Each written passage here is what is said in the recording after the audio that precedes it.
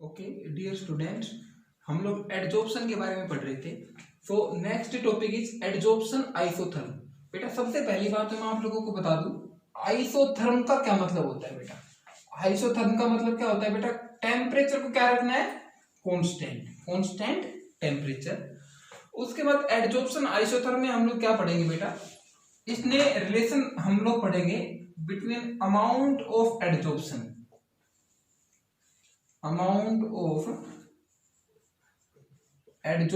And pressure. बेटा सबसे पहले एडजॉर्प्शन आइसोथर्म किसने दिया था, सबसे पहला एडजॉर्प्शन आइसोथर्म हमें पढ़ना है फ्रेडरिक एडजॉर्प्शन आइसोथर्म, जो कि हमारे सीबीएसई बोर्ड के सिलेबस में है। Frederick adsorption isotherm. बेटा फ्रेडरिक ने एक एम्पिरिकल रिलेशन दिया था बेटा, without any theory. He gave an empirical relation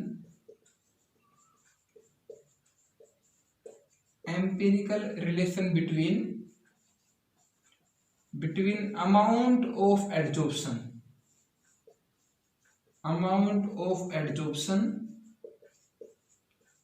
and pressure।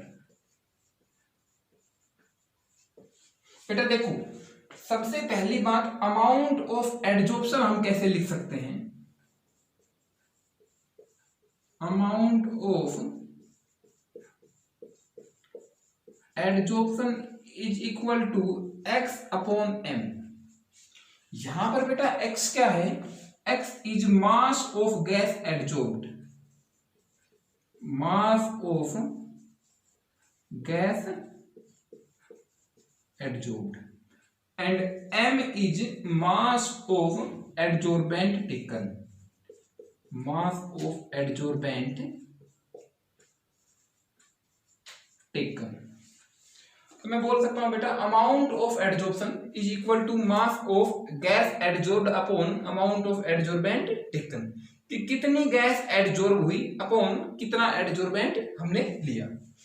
तो this is amount of adsorption. तो बेटा फ्रेडरिक एडजॉर्प्शन आइसोथर्म ने क्या रिलेशन दिया था, इसके हिसाब से बेटा अमाउंट ऑफ एडजॉर्प्शन मतलब x upon m, it will be equal to some constant k into p। बेटा P मीन्स पार्शियल प्रेशर होता है gas raise to power constant 1/n। बेटा यहाँ पे x और m के बारे में मैंने पहले बता दिया है। बेटा P is the partial pressure of the gas, P is partial pressure of gas, and K and N are constants, these are constants. बेटा ये कांस्टेंट किस चीज पर डिपेंड करते हैं, they depend upon nature of adsorbate and adsorbent। बेटा K और N constants हैं जो एडजॉर्बेट और एडजॉर्बेंट के नेचर पर डिपेंड करते हैं। अब अगर मैं ग्राफ बनाना चाहूं बेटा अमाउंट ऑफ एडजॉर्प्शन के बीच में, this graph is very important।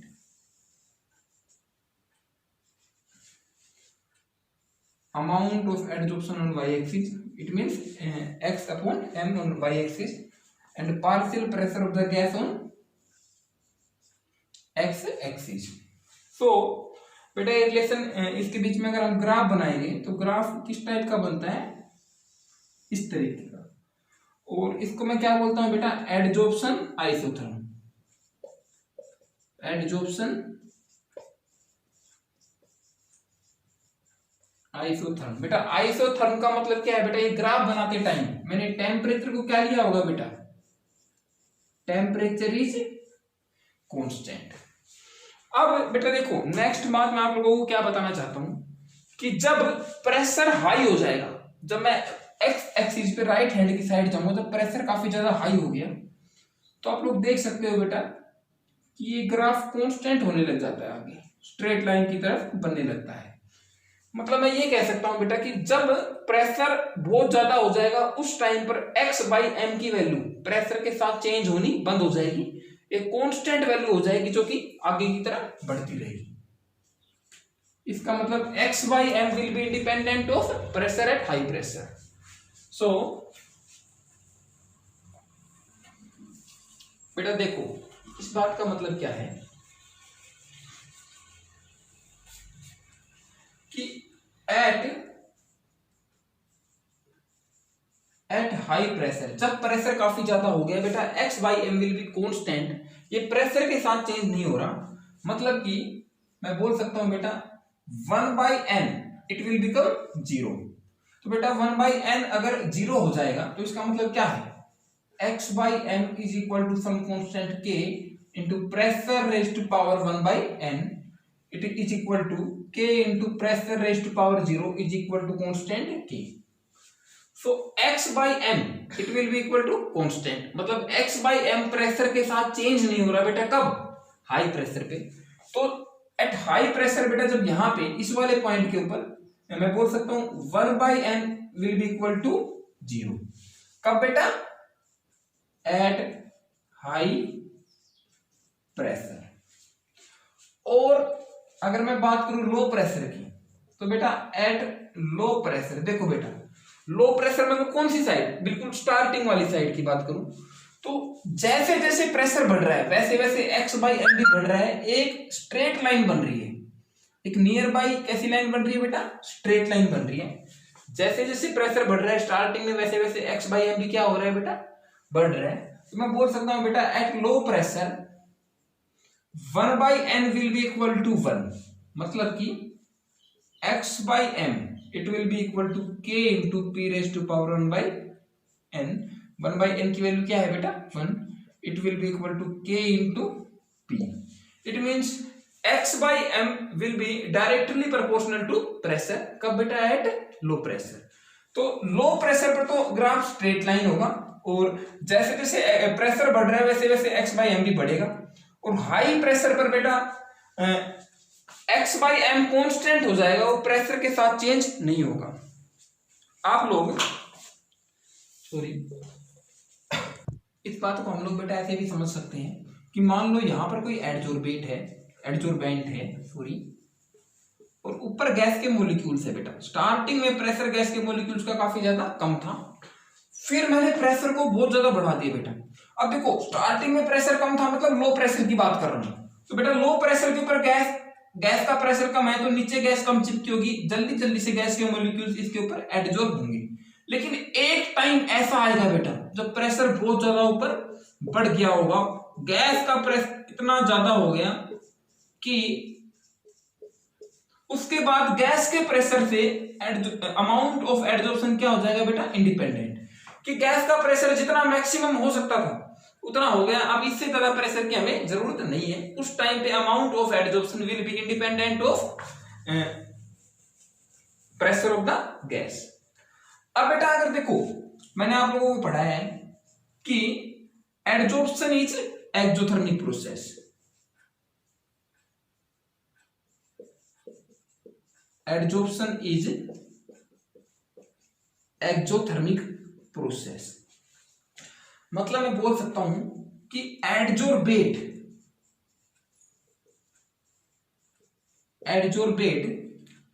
Plus adsorbent it will form product we can say adsorption, or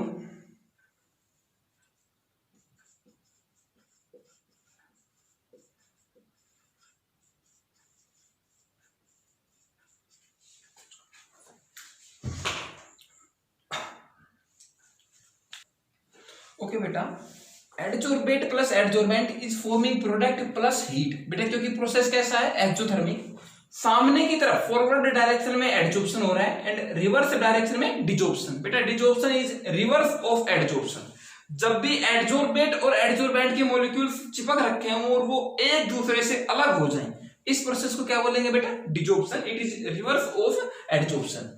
अब देखो बेटा जब मैंने टेम्परेचर को बढ़ाया, जब मैंने टेम्परेचर को बढ़ाया तो इसका मतलब बेटा ये है कि देखो ली चैटेलियर प्रिंसिपल के हिसाब से टेम्परेचर को अगर बढ़ाया मतलब मैंने रिएक्शन में हीट सप्लाई कर दी।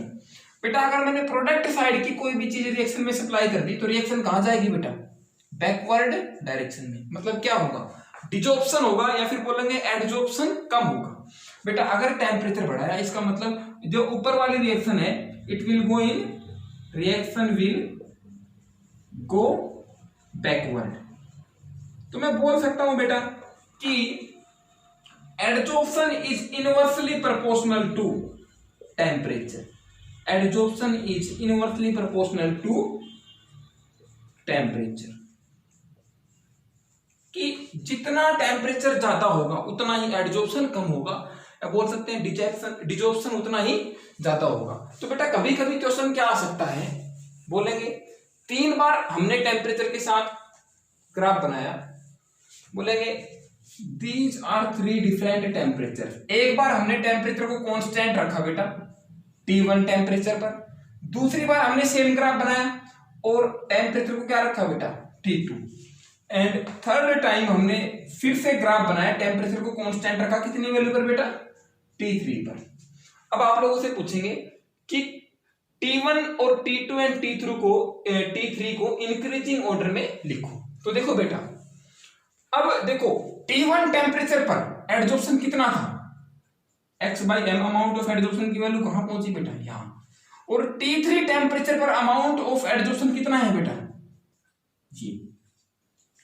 आप लोग साफ साफ देख सकते हो कि T1 टेम्परेचर पर अमाउंट ऑफ एडजॉर्प्शन ज्यादा था, और मुझे पता है बेटा कि adsorption is inversely proportional to temperature.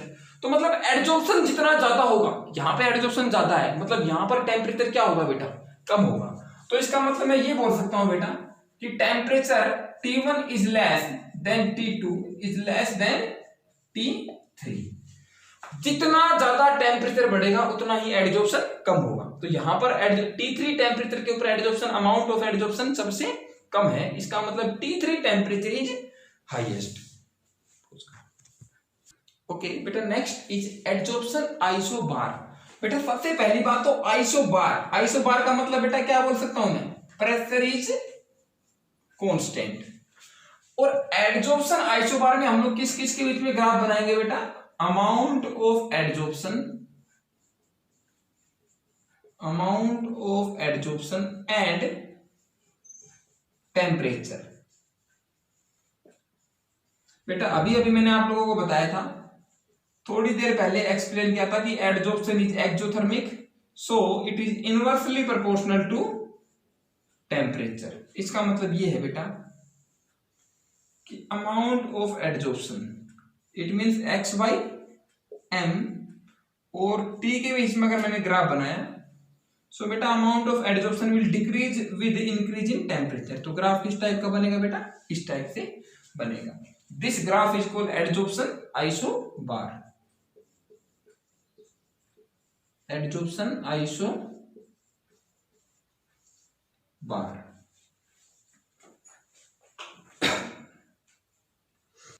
Okay बेटा फ्रॉम फ्रेडरिक एडजॉर्प्शन आइसोथर्म हम लोग बोल सकते हैं कि x/m it is equal to k into p raise to power 1/n।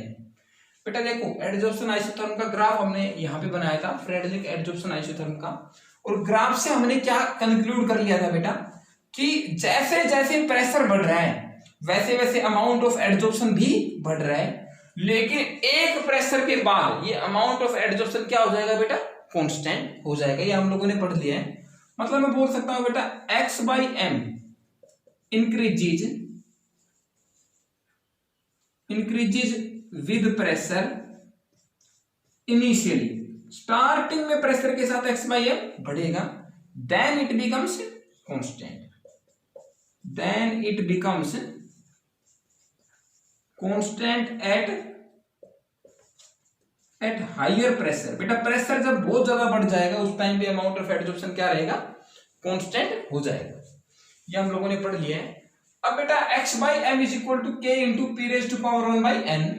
अगर मैंने दोनों साइड log ले लिया, log of x/m it will be equal to log of k k into P raise to power 1 by n, और log of x by m it will be equal to बेटा log of x into y is equal to log x plus log y. It means log of k plus log of p raised to power 1 by n, or log of x by m it will be equal to log of k plus बेटा log of x raised to power a, this a will come in front, it means 1 by n into log of p. ये equation बन गई. अब ये भी Frederick adsorption isotherm की एक equation है, इसी को रीअरेंज करके log की फॉर्म में हम लोगों ने लिख दिया है. बेटा मैं log of x by m को y लिख देता हूं, it will be equal to log k को क्या मान लेता हूं बेटा intercept c, plus 1 by n को slope m into log p को क्या मान लेता हूं बेटा x. अब y is equal to mx plus c is equation of straight line. अब अगर मैं ग्राफ बनाऊं log of x upon m and log p के बीच में, बेटा ग्राफ कैसा बनेगा, स्ट्रेट लाइन बनेगा, और स्ट्रेट लाइन की इंटरसेप्ट क्या होगा बेटा log of k, and slope किसके बराबर आएगी बेटा, slope will be equal to 1 upon n.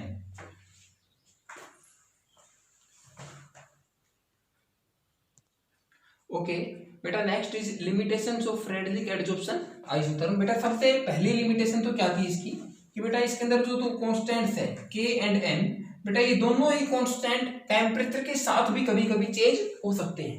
तो मैं बोल सकता हूं बेटा k and n can change with temperature. बेटा these are constants can change with temperature. सबसे पहली limitation.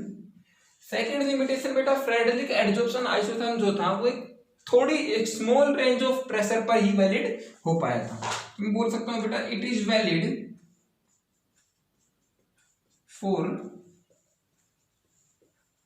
for a small range of pressure.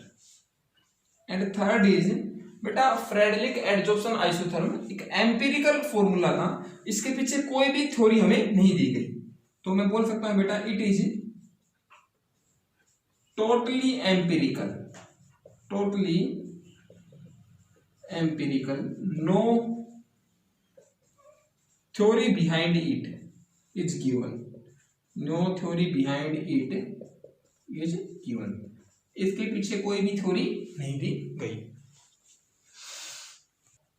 बेटा adsorption isotherm is a graph between temperature and pressure T versus P, और बेटा यहां पर हम amount of adsorption को क्या रखेंगे बेटा कांस्टेंट रखेंगे. अब देखो बेटा अब x by m को मैं कांस्टेंट रखूंगा, और मुझे पता है बेटा amount of adsorption is inversely proportional to temperature, पहली बात. और दूसरी बात बेटा amount of adsorption is directly proportional to pressure. जितना गैस का प्रेशर ज्यादा होगा उतना ही गैस का एडजॉर्प्शन भी ज्यादा होगा. मतलब मैं ये कह सकता हूं बेटा, देखो आप लोग ध्यान से समझो इस चीज को, कि अगर मैंने टेम्परेचर और प्रेशर के बीच में ग्राफ बनाया, टेम्परेचर एंड प्रेशर के बीच में मैंने ग्राफ बनाया, और मैं x by m को क्या रख रहा हूं बेटा कांस्टेंट. अब अगर मैं प्रेशर को बढ़ा रहा हूं बेटा, देखो जैसे जैसे मैंने प्रेशर बढ़ाया तो प्रेशर के डायरेक्टली प्रोपोर्शनल है x by m. x by m भी क्या होगा बेटा बढ़ेगा, और मुझे x by m को क्या रखना है बेटा कांस्टेंट रखना है. तो इसका मतलब अगर साथ साथ मैंने टेम्परेचर को भी बढ़ा दिया तो टेम्परेचर के साथ x by m क्या होता है बेटा कम होता है. तो देखो जितना x by m को, जितने एडजॉर्प्शन को प्रेशर ने बढ़ाया होगा उतने ही एडजॉर्प्शन को टेम्परेचर ने कम कर दिया होगा, क्योंकि एडजॉर्प्शन टेम्परेचर के साथ इनवर्सली प्रोपोर्शनल है और प्रेशर के साथ डायरेक्टली प्रोपोर्शनल है. तो मैं बोल सकता हूं बेटा कि अगर मुझे x by m को कांस्टेंट रखना है तो जितना प्रेशर बढ़ाऊंगा उसके साथ साथ मुझे क्या बढ़ाना पड़ेगा बेटा टेम्परेचर भी बढ़ाना पड़ेगा. और ये लाइन ड्रॉ करते टाइम मैंने x by m को क्या रखा था बेटा कांस्टेंट रखा था. This graph is called adsorption isoster. It is graph between temperature and pressure. ये 1 नंबर में बोर्ड में पूछ सकते हैं। ओके बेटा, next topic is Langmuir adsorption isotherm. This topic is only for competition exams, it is not included in CBSE board syllabus. सो हम लोग लैंगमुइर एडजॉर्प्शन आइसोथर्म के बारे में पढ़ेंगे बेटा। सबसे पहली बात तो हम लोगों ने इसमें कुछ अजम्पशंस ली बेटा। आइसोथर्म के बारे में पढ़ने से पहले कुछ अजम्पशंस हम लोगों ने ली। सबसे पहली अजम्पशन क्या ली बेटा कि only monolayer is formed. Adsorption अगर होगा तो बेटा क्या होगी, मोनोलेयर ही बनेगी। और दूसरी बात बेटा हम लोगों ने क्या बोली, लैंगमुइर ने क्या अजम्पशन लिया कि all the sides on adsorbent are independent of each other, are independent of each other. मतलब मैं बोल सकता हूं बेटा कि एक साइड पर एडजॉर्ब हो रखी है गैस या नहीं हो रखी, इस बात से दूसरी साइड पर कोई भी फर्क नहीं पड़ेगा। ये अजम्पशन भी लैंगमुइर ने लिया था। अब देखो बेटा, लैंगमुइर एडजॉर्प्शन आइसोथर्म के हिसाब से मान लेता हूं मेरे पास कोई भी एक गैस है ए गैस, ये किसी मेटल के सरफेस के ऊपर एडजॉर्ब हो रही है बेटा, और K is rate constant of adsorption, और इन्होंने मिलके क्या बना लिया बेटा A इंटू M सॉलिड। मतलब गैस एडजॉर्ब हो चुकी है मेटल सॉलिड पर, और reaction is reversible and KD is rate constant for desorption. Desorption is reverse of adsorption. मान लेता हूं बेटा मेरे पास गैस का जब सॉलिड मेटल का 1 मोल था तो वैकेंसी कितनी हो गई बेटा, 1 मोल वैकेंसी हो गई।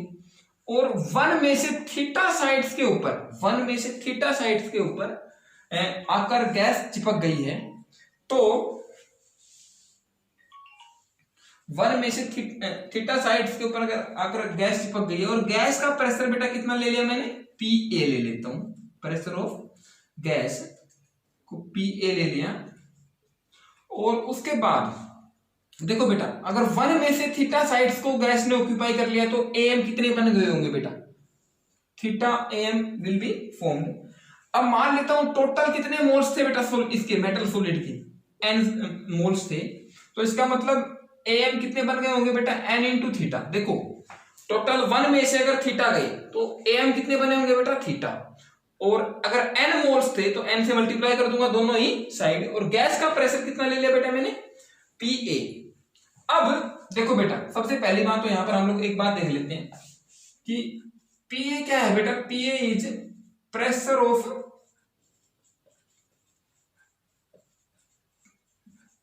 ऑफ गैस, जो कि यहां पर एडजॉर्बेट है बेटा, और थीटा क्या है बेटा, theta is fraction of sides occupied, कि आउट ऑफ 1 मोल कितनी साइड्स ऑक्यूपाई कर रखी है मेरी गैस ने, और 1 माइनस थीटा कौन सी साइड है बेटा, इतनी साइड खाली बची हुई है अभी। अब देखो बेटा जब इक्विलिब्रियम आ गया, इक्विलिब्रियम का मतलब क्या होता है बेटा, rate of adsorption will be equal to rate of desorption. मतलब मैं बोल सकता हूं बेटा कि एट इक्विलिब्रियम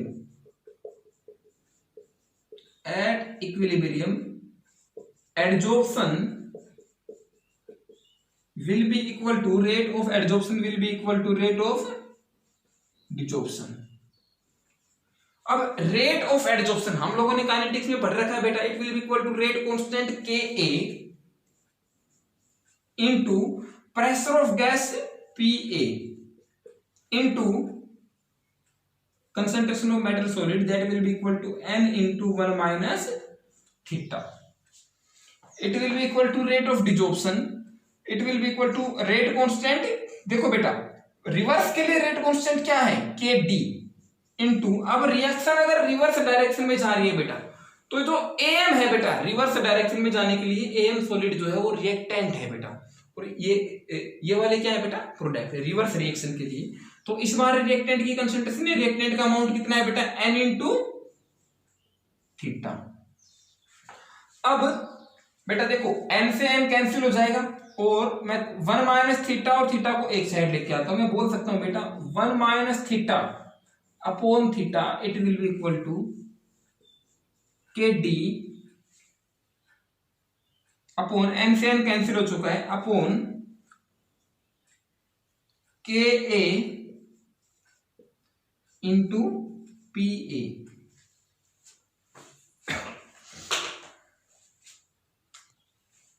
सो बेटा अब आगे देखो, एलसीएम तोड़ूंगा तो 1 upon theta minus theta upon theta it will be equal to K D upon K A into P A, और theta upon theta will be equal to 1।